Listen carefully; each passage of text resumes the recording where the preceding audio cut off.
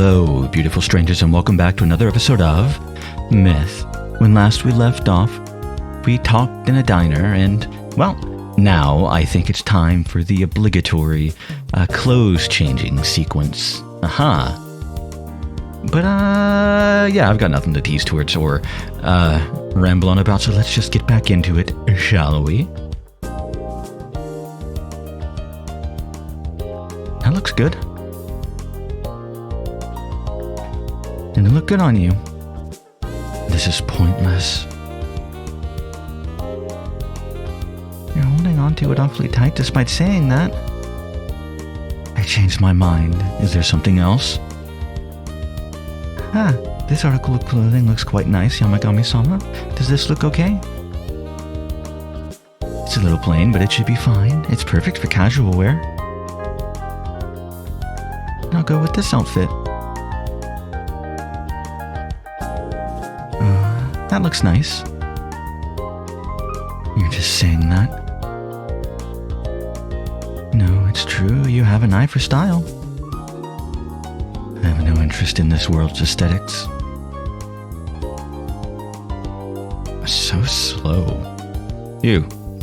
Shut the fuck up. Enjoy the show. Then again, I've never been somebody that's hated going out and buying clothes with somebody. I hate going out. I don't hate going out and buying, like, shopping for clothes any more or any less than I hate going out and doing anything else. So, you know. I suck at picking out clothes. Like, I suck at style. I have, like, no sense of style. So, you know, that's fun too.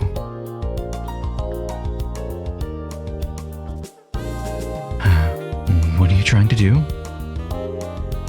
Don't make a fuss. This won't take long. Nitty, let's trust him for now. You have no other choice. It stings. It feels like my head's going to explode. It should only take 20 minutes. I've dyed my hair before, like quite a few times. I've never bleached my hair, but I've dyed my hair a good fair few times. I've never had it burn. 20? Are you sure? It's Chester, Didi, we have to. Kia. I don't know if it was just modern hair dye versus older hair dye, or I don't think any of them are bleaching their hair, but I could be wrong. I don't know, because I think I've seen people talk about hair dye kind of burning a little bit, and I've seen it in a joke in a fair few different manga, animes, and visual novels. Well, not really so much anime. I mostly don't really watch this sort of topics in anime. But yeah, I've never... I don't know. I used to be close friends. Well, I still am close friends with. I still talk to regularly. Somebody that has dyed their hair many, many times. And I've helped them dye their hair many, many times. I've never commented on it burning. Whatever.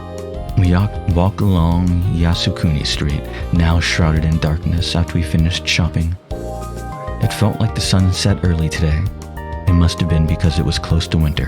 That was what I thought, at least. Must be nice. I hate the summer. I gazed at the two of them, now totally different in appearance.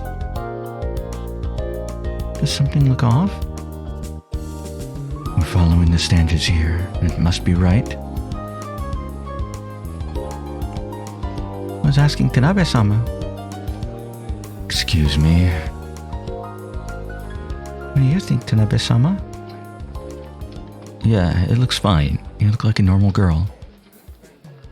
That makes me happy. What does her shirt say? Does her shirt say right here? Right over... Never mind. I'm not going to dwell on that too much. And we'll play after I finish recording, I promise. Riri-san? Looks like you still have problems understanding how girls feel. Yuri seemed to be hinting that I should tell Riri-san that her outfit suited her. Riri-san, I think you look great. Stop with the flattery. She looked away from me. So, what now? That's fine, that's just how she is. Hi. Hi. Yes, you want my attention, don't you? Yes. Hi, cat. Hi, cat. Yeah. Girls are tough beings to get a read on. Yamagami? Yes? Is there a place where we can rest? There are hotels. Tell me where the nearest one is. Kiki and I have no place to stay as it is with these lacks of scene changes. You can just stay at my place. Oh, you live with your parents? Won't they be suspicious? I don't want to be separated from the Aguni team. I'll convince them to let you stay somehow. Let's do this, Riri. Thanks. No, I want you to go to Meto's place, Riri. Not kidding, huh? The guard. We don't know what's gonna happen. Meto, could you somehow convince your parents? I guess I can try. They're not particularly annoying when it comes to that sort of thing, but given Riri-san's a girl, it might be tough. This isn't entirely myth, and given I'm 18 years old, I have some sort of rules I have to follow. Although I wasn't particularly worried, given I live with them at Shimon's house already, apparently. Could I convince my parents? Okay, let's split up then. Yeah. Before long, we were at the place Yuri and I used to part at. Then Meto and I will go to school tomorrow. Let's contact each other by phone if something happens. Alright. Kiki and Nidhi will begin to investigate Meto's disappearance. We'll meet up again here tomorrow morning. Okay. Understood. Let's get going then, Kiki. Okay, Didi. See you tomorrow. Right. Yuri and Kiki began to walk away, blending in with the night scenery. What are you doing? Let's go. Right. We proceeded to head back to my house, too.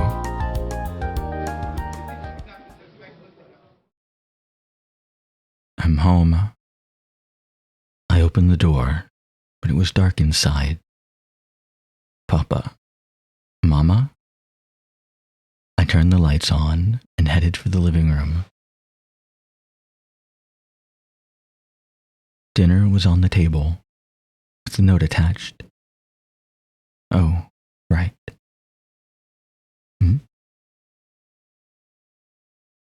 I explained the situation to Riri-san. They're at work. My mother will come home and make food for me if she's going to be doing overtime. So your mother works as well? Yeah, I don't recall where, though. I tried to remember, but couldn't come up with the name of the company she worked for. The notebook said that your parents were mysterious. You can't remember anything? All I know is that they work at the same place. I couldn't remember the name, though. Well, whatever. Just ask them tomorrow. Riri-san said that as she yawned. Tired. Haven't felt like this in a while. Where can I sleep? My room's on the second floor. Hey, wait. I want to leave a note for my parents about you, though. Just tell them you brought some whore. They'll get mad. What should I do? I tried to think of something as I ate dinner. This is all unreal. I can't come up with a good excuse that seems realistic. It's really not that hard. Just say something like, older sister's friend, I don't know, was in a car accident nearby and can't get home as was visiting family, or I fucking know. Just something like that. A friend, or a relative of a friend, or something like that. Or, just hide them in your bedroom and sneak them in and out through your window. That's always an option. Although you did say second floor, so maybe that's not so much an option. Never mind about that one. I came up with something right as I finished eating, though. I ended up writing, a traveler helped me with something. They had no place to stay, so I let them use my room. That can work, depending on your parents, I guess. That seemed to work. No, that would never work. This is Tokyo, after all. I realized that wasn't a particularly believable lie, but it was the best I could come up with, so I left a note on the table. Oh, right, I forgot the whole public transport thing that they have. Yeah, just something like, I know this person, they had nowhere to stay, no money to stay anywhere. And they helped me, whatever. Okay, now I can show her to my room. Ndidi-san was gone.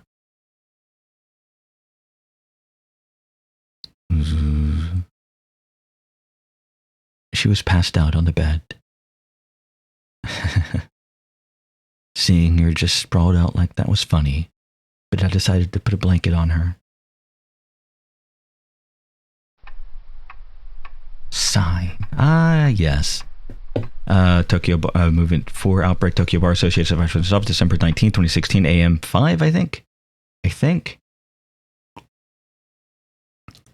Maybe it was the cheap beer, but I felt awful that morning. That's odd. My drink spilled a bit. Disappointing. Whatever. I guess it just splashed when I was moving it. Just a couple drops, so that's odd. That is quite odd. I think it's just because this is a bit sweeter than what I normally drink. And it's a mead already, so it's kind of sticky. And I think it's just sticking to the glass a little bit. Whatever. Doesn't matter. Also, I think I should say at this point, I have no idea really how much is left. Because I think this was about the point where I just started reading, and I just read and read and read for hours. And, well, yeah. I have no real... Once they showed up in 2002, I have no real idea how much the rest of the story was. Simply because I just could not put it down. I was so engrossed in the story. Anyway. My brain was as muddled as a street light with a blown fuse. Messy bed hair tickled my nose, almost making me sneeze. When I finally forced myself to stand up, I was struck with a light dizziness. Enduring my chronic back pain, I headed to the kitchen and took my medicine with a glass of water. I turned on the TV to find a familiar name on the screen. A new development in the Oz case, the shocking connection between victim and perpetrator. All I could do was stare at the blood-covered font. I'd have to think about this from another perspective. The sudden beeping made me twist my body around. I placed my glass on the kitchen counter and headed for the intercom. Hello? Ah, Hiro. I recognized that high-pitched voice. It was Yukihime. Yuki. I should have been happy that an old friend was visiting. Instead, in complete antithesis to happiness, Yuki's voice bored a hole in my heart. Did you look at the pamphlet I gave you the other day? Yukihime's voice was gushing with joy. It sounded much like the first time she came to stay at my apartment. I've never spent the night at my friend's house before. My parents are so strict. I'll show you my homework later. Let's just chat a bunch today. Yuki, I'll pass. I'm not interested in religion. I tell Yukihime, trying to push away the dilemma materializing in my head. It becomes more interesting with time. You think there's something suspicious about the church, don't you, Hiro? I did too at first, but it's a really nice place. You just need to build up enough goodwill from them. Come on, Hiro, just once. Come to Mass with me and... Sorry, but go away. Sounds like Scientology fucking trying to sell you on that shit. I've had I've not had a Scientologist approach me, but I've seen stuff and I've read stuff. And I have been approached by Mormons and Jehovah's Witnesses. I was approached by Mormons in a restaurant, and they are fucking assholes. I was approached by Mormons at my house, and they were nice and polite. I was approached by Jehovah's Witnesses in a restaurant, a completely different restaurant, completely different time. They were incredibly nice. I was approached by Jehovah's Witnesses at my house, and they were fucking assholes, and I had to threaten to call the cops because they would not leave. Fun little story for you there. Yeah, they would not leave. I closed the door on them, and they started banging on my front door and my window. And I fucking had to tell them if they didn't leave, I was going to call the cops for trespassing. And finally, they left and never came back. But yeah, fucking awful experience. Mostly annoying. And I didn't want to threaten them with a baseball bat or something, which was my second choice. Although if they broke my window, I fucking would have. But you know, I'm a mean person. Slam. I don't like people trying to convert me to their religion, especially not by force. I'll be polite to somebody. I'll listen to them if they're being nice.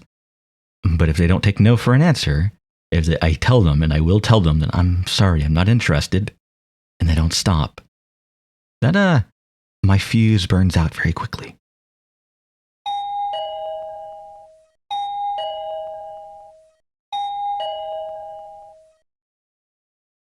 She rang the bell 3 times before my room fell silent again. A strange exhaustion apparently carried me off into my dreams. I'd been asleep against the wall for 30 minutes until my pee-pee rang. You know, sometimes in the morning it's not really a ringing, but your pee-pee definitely tells you it's time to wake up. Hello? My voice was groggy as I answered the call. Is our delinquent lawyer awake at this hour? You're up surprisingly early yourself, Ness. He tells me with inexplicable energy that he wasn't sleeping in the first place. About Program X, even on the underground, there doesn't seem to be anything that can avoid the Cypher Police's security. I think there's a high chance it was self-developed. Let's see. After I muttered with disinterest, there was about 10 seconds of silence. I saw the report on the TV, by the way. The sympathetic mastermind went on, trying to think of some way to console me. What do you think? The proof's far too clear. I don't see an innocent verdict happening. I could hear Ness's low-pitched laugh through the receiver. Probably not. Sounded like forcing his laughter so low it had given him breathing trouble. I found a cache with Oz's diary. And? Well, the September entry is very interesting. I'd rather not send it online, so can you come and get it? I think I'll be there in 30 minutes, assuming the trains don't hate me. Once Ness told me he got it, I hung up. Sounds like this diary.txt could be found online after all. What could it be that Ness found interesting? At any rate, might as well go check. I quickly got myself ready and opened the front door. As I held onto 2 different grab handles on the train, I looked out the window with a near unplaceable feeling. Would the contents of the diary be able to beat the prosecution's evidence? The photographs, the fingerprints, the notebook. What could be effective enough to overcome all that decisive proof? I happened to glance at a young couple through the gaps between my arms. Hey, Keikun. A high school boy was holding a bag was sleeping on the shoulder of a girl who appeared to be his girlfriend. Oh. Huh.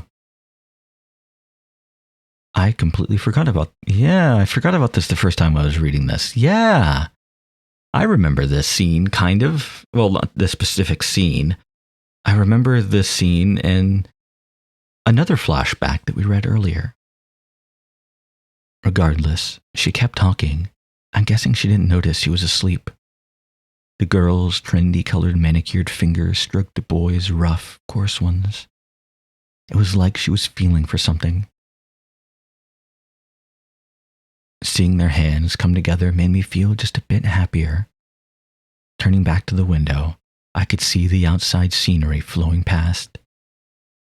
If you were to look at this microcosm of a human life, I'd say the speed at which it's going is right now on the money. There was a time when I was like her. Then, like the hectically changing scenery outside, the memories and feelings were buried somewhere deep in my mind by new experiences. I'll love you forever and ever. Boy didn't notice, being asleep, but regardless, she said so quietly that only she could have heard. It's likely important that she keeps feeling that way. If, however, they were to be separated in some way, I wonder whether she'd be able to still love him. The reality is, they'll never know until it happens. If it were me in that situation. The next stop is Sindhagaya. Sindhagaya. The train-wide announcement called the name of Ness's part of town. I stopped pondering to myself, adjusting my shoulder back, and headed to the exit. I think I'm actually going to cut this episode off here, a touch shorter than my normal fare, but not by much. Kitten very much wants to play, and, well, it's warm, and it's oddly warm today, and I would like to go try to cool off. Which is weird, because today, the high today, rather, is lower than the high yesterday, and the high tomorrow, by like a good couple of degrees, so fucking knows. Doesn't matter, I'm hot, and wouldn't have cooled off, and Kitten wants to play. And she's not been in a playful mood today. She's not feeling well. She's just thinks she's getting a growth spurt again. She doesn't want to do much when she has one. Anyway, next time we talk to Ness, and well, I'm actually interested in what he has to say, because again, I like true crime stuff and crime thrillers and crime dramas and all that bunch of bullshit. Anyway, next time, I hope to see you all there.